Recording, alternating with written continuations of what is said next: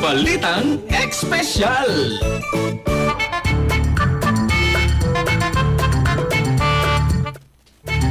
Gym sa Singapore gitukod alang sa mga PWDs. Ang kumpletong detalye pinagi ni katropang Raybox.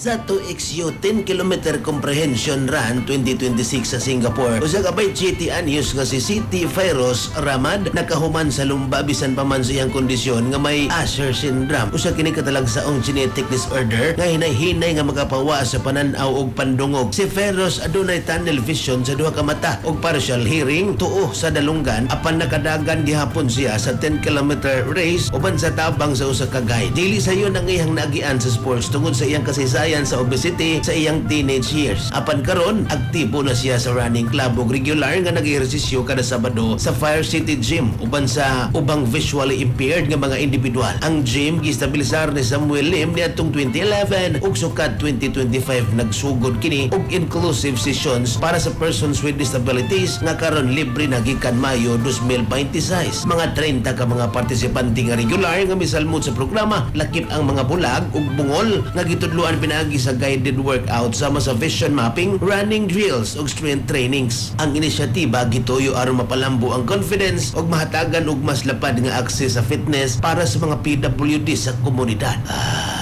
Nindot.